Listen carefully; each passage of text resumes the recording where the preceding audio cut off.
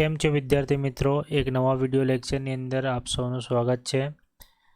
આપણે આના પહેલાંના વિડિયો લેક્ચરની અંદર ચર્ચા કરી હતી અનન્ય પ્રેરકત્વની, એટલે કે મ્યુચ્યુઅલ ઇન્ડક્શન અને સમઅક્ષીય સોલેનોઇડ માટે આપણે અનન્ય પ્રેરકત્વનું સૂત્ર M12 માટેનું જે સૂત્ર છે M121, આ સૂત્ર આપણે સાબિત કરેલું હતું, બરાબર છે, આના પહેલાંની થિયરીમાં।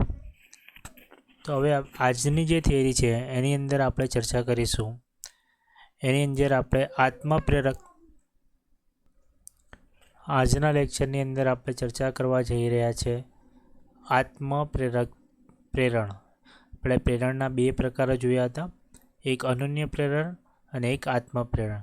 તો આજની જે ચર્ચા છે એમાં આપણે ચર્ચા કરીશું આત્મપ્રેરણ। ખ્યાલ આવે છે આત્મપ્રેરણ વિશે? ચાલો, આત્મ એટલે સેલ્ફ, અને ઇંગ્લિશમાં કહેવામાં આવે છે સેલ્ફ ઇન્ડક્ટન્સ, આને કહેવામાં આવે છે સેલ્ફ ઇન્ડક્ટન્સ, બરાબર। આત્મપ્રેરણનો મતલબ થાય ઇંગ્લિશમાં સેલ્ફ ઇન્ડક્ટન્સ, બરાબર છે।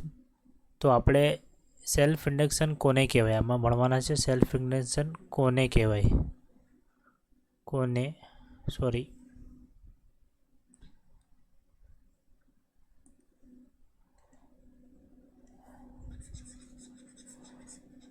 પહેલો ટોપિક આની અંદર આપણે ચર્ચા કરવાના છે કે આત્મપ્રેરણ કોને કહેવાય, બરાબર છે। બીજું ટોપિક આપણે એટલે કે બીજી વસ્તુ આમાં ચર્ચા કરવાની છે આપણે આત્મપ્રેરણ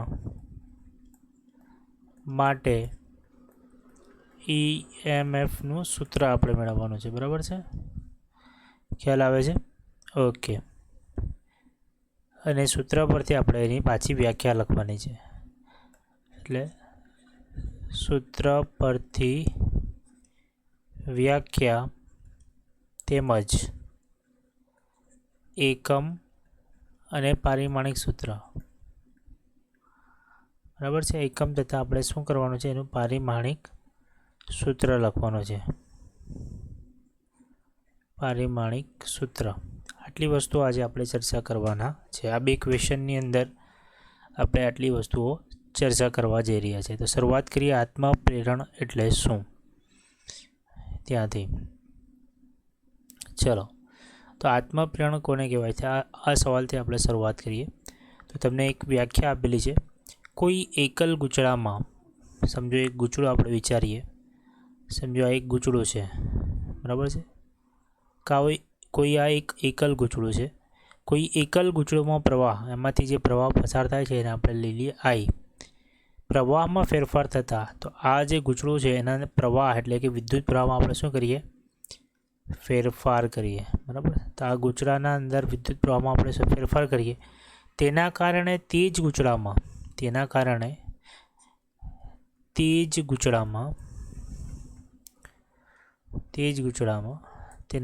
શું થાય છે, તે જ ગૂંચળામાં, જરા કલર બદલી લઈએ તો જરા શાંત વધારે તેના કારણે તે જ ગૂંચળામાં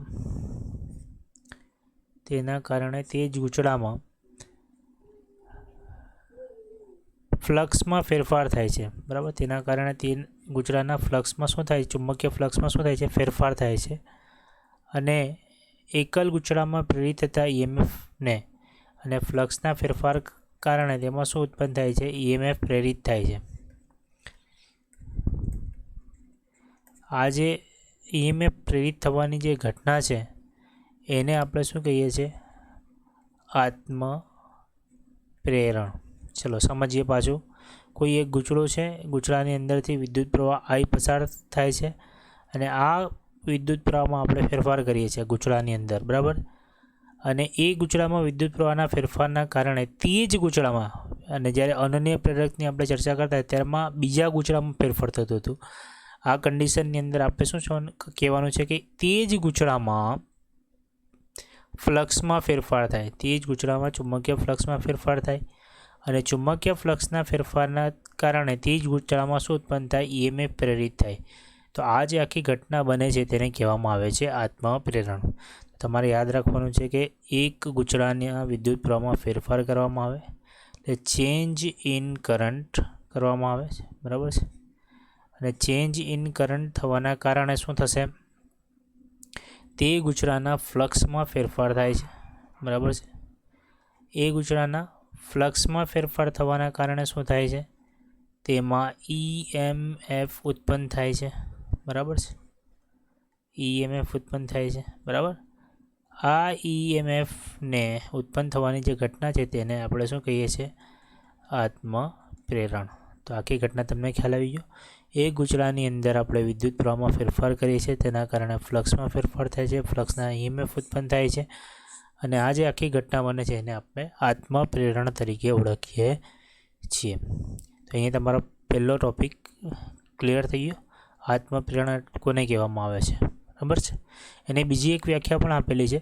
કોઈ એક અલગ કરેલા ગુચળામાં તેમાંથી જ વહેતા પ્રવાહમાં ફેરફાર કરી તેના ફ્લક્સમાં ફેરફારથી તે ગુચળામાં પ્રેરિત થતા EMFની ઘટનાને આત્મપ્રેરણ કહે છે. એ જ વસ્તુને બીજી વખત બીજી ભાષામાં લખેલી છે, બાકી વસ્તુ તો એને એ જ છે. એટલે અહીંયા આપણે ક્લિયર થાય છે કે આત્મપ્રેરણ કોને કહેવામાં આવે છે, બરાબર છે. કે એક જ ગુચળામાં રહેલા વિદ્યુત પ્રવાહમાં આપણે ફેરફાર કરીએ અને એ વિદ્યુત પ્રવાહના ફેરફારના કારણે તેના ફ્લક્સમાં ફેરફાર થાય અને ફ્લક્સમાં ફેરફાર કરવાના કારણે તેમાં EMF ઉત્પન્ન થાય છે. આ તમામ ઘટનાને આપણે શું કહીએ છીએ? આત્મપ્રેરણ તરીકે ઓળખીએ છીએ. ચલો હવે આપણે આટલો ભાગ જરા રફ કરી લઈએ, બરાબર, પછી તમને વધારે ખ્યાલ આવશે. આ ભાગને હવે પહેલો જે ક્વેશ્ચન છે એને આપણે સમજી લીધો કે આત્મપ્રેરણ કોને કહેવામાં આવે છે, બરાબર. પછી હવે આપણે સમજવાના છે કે આત્મપ્રેરણ માટેનું EMFનું સૂત્ર. આત્મપ્રેરણ માટે આપણે શું જોવાના છે? EMFનું સૂત્ર મેળવવાના.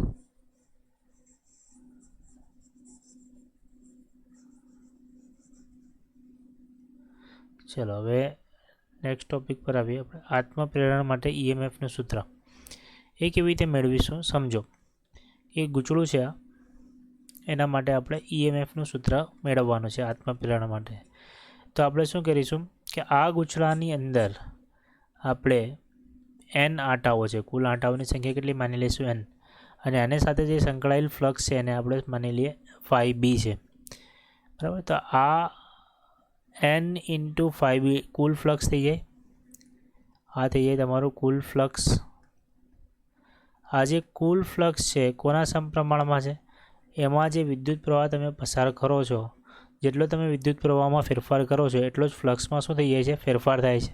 તો હવે આ ચલે છે એની નિશાની આપણે જો કાઢી નાખીએ N∅B = અહીંયા આત્મપ્રેરણ છે એટલે આ માટે જે અચળાંક છે તે આપણે L લખીશું, L × I. ચલે છે એની નિશાની કાઢીને આપણે L × I લખી નાખીએ એટલે N∅B = L × I. અહીંયા સુધી ખ્યાલ આવે છે. આને આપણે નંબર આપી દઈએ સમીકરણ નંબર 1, બરાબર છે. જ્યાં આપણને ખબર છે કે L એ અચળાંક છે, ગુચળાના આત્મપ્રેરકત્વ કહેવામાં આવે છે, અને ગુચળાના આત્મપ્રેરકનો અચળાંક પણ તેને કહેવામાં આવે છે, બરાબર.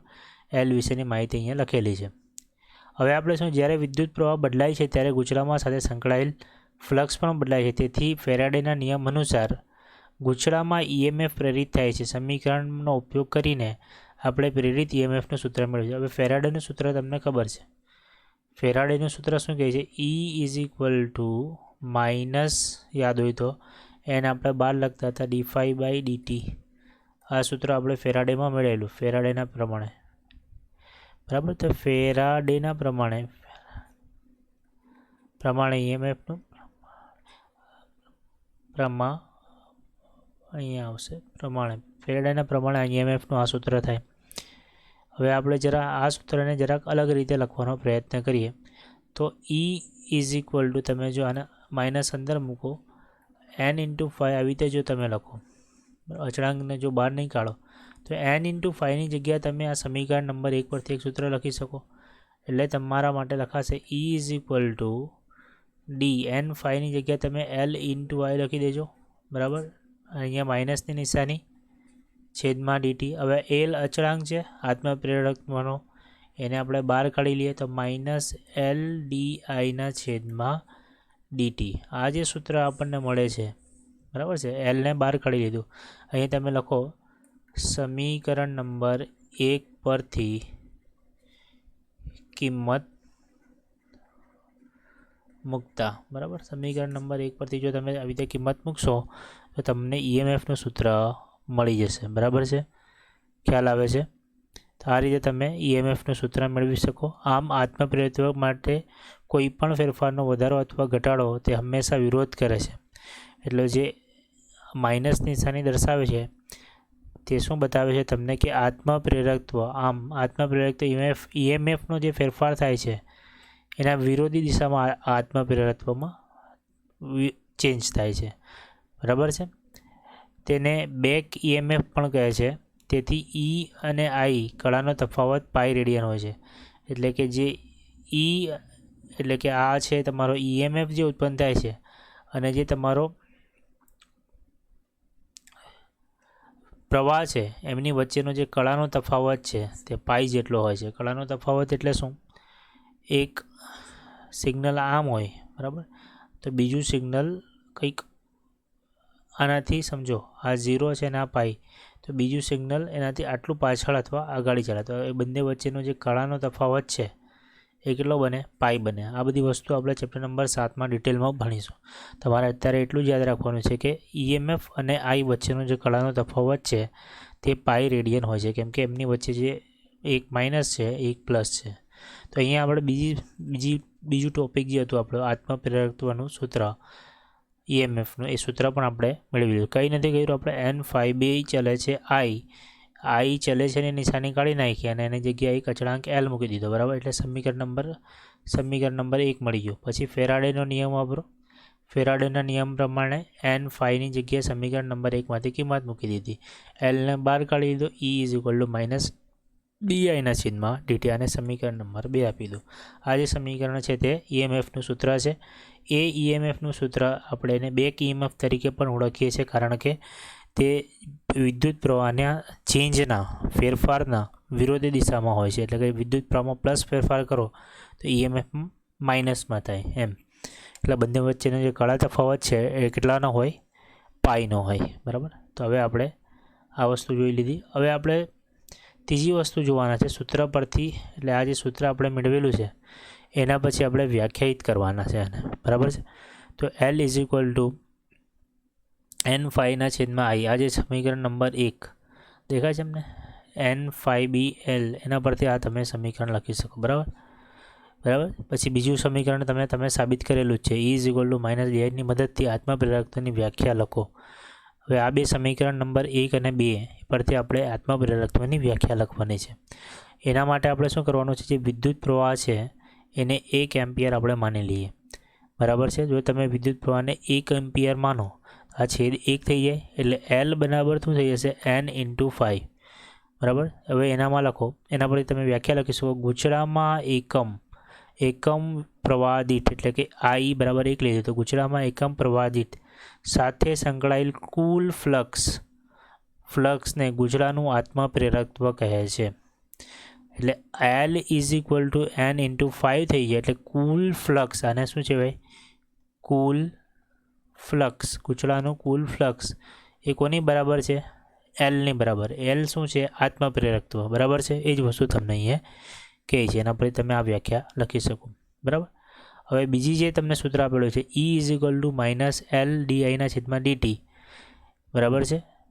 હવે ડીઆઈના છેદમાં ડીટીને જો તમે 1 લઈ લો એકમ, તો E બરાબર શું થઈ જશે? એલ. એટલે જો આ સમીકરણ છે, E is equal to minus L ડીઆઈના છેદમાં ડીટી, બરાબર છે. હવે જો આને તમે આખાને શું લો? 1 એકમ, તો આ જે સૂત્ર બનશે E is equal to minus L, બરાબર. તો એના પરથી તમે વ્યાખ્યાયિત કરી લખી શકો કે પરિપથમાં અથવા ગૂંચળામાં વિદ્યુત પ્રવાહમાં ફેરફારનો એકમ દર દીઠ ઉત્પન્ન થતો આત્મપ્રેરકત્વ ઈએમએફ પરિપથનું આત્મપ્રેરકત્વ તરીકે ઓળખવામાં આવે છે. એટલે જે એલ છે એ જ ઈએમએફનું મૂલ્ય બની જાય જો આપણે ડી/ડીટીનું મૂલ્ય 1 એકમ લઈએ તો, બરાબર છે. એ બે વસ્તુઓ તમને અહીંયા ચર્ચા કરેલી છે, બરાબર. આની અંદર જો આપણે સૂત્રમાં આઈની કિંમત 1 એકમ લઈએ તો કુલ ફ્લક્સ એ આત્મપ્રેરકત્વની બરાબર થઈ જાય. અને બીજી વ્યાખ્યામાં તમને કહે છે જો ડીઆઈ બાય એનો જે ફેરફારનો જે દર છે, એટલે વિદ્યુત પ્રવાહના ફેરફારનો દર જો 1 એકમ લેવામાં આવે તો આત્મપ્રેરકત્વ એ ઈએમએફના મૂલ્ય જેટલું બની જાય છે, બરાબર છે. આ બે વસ્તુ આપણે અહીંયા સમજીએ. એના પછી આની ત્રીજી વસ્તુ પણ અહીંયા આપણે સમજી લીધા. એનો એકમ જે છે તે અહીંયા ચર્ચા કરવામાં આવેલી. આત્મપ્રેરકત્વનો એકમ વોલ્ટ સેકન્ડના છેદમાં એમ્પિયર છે. અહીંયાથી તમે એકમ લખી શકો L = N5 ના છેદમાં I. N તો નંબર છે, 5 એટલે કે એનો વોલ્ટ ઇન્ટુ સેકન્ડ એનો એકમ થાય, અને 1 એટલે એમ્પિયર એટલે એનો એકમ વોલ્ટ સેકન્ડ ઇન્ટુ એમ્પિયર, અથવા તેનો એકમ હેનરી અથવા ઓમ ઇન્ટુ સેકન્ડ અથવા વેબર અપન એમ્પિયર. આ બધા અલગ અલગ એકમ છે કોના? આત્મપ્રેરકત્વના. એ તમારે યાદ રાખવાના છે. તેનું પારિમાણિક સૂત્ર યાદ રાખવાનું છે M1L2T-2 અને A-1, બરાબર છે. તો આટલી વિગતો આપણે ભણ્યા. એમાં જે 23 નંબરનો સવાલ છે તે તમને બોર્ડની એક્ઝામમાં 2020માં પૂછાયેલો છે, 2 માર્કમાં. ખાલી આટલું જ લખવાનું છે તમારે અને 2 માર્ક લઈ લેવાના છે. એકદમ ઇઝી થિયરી. ચલો હવે નેક્સ્ટ લેક્ચરની અંદર આપણે નેક્સ્ટ વસ્તુની ચર્ચા કરીશું. Thank you very much. મળીએ નેક્સ્ટ વિડીયો લેક્ચરમાં. ધન્યવાદ.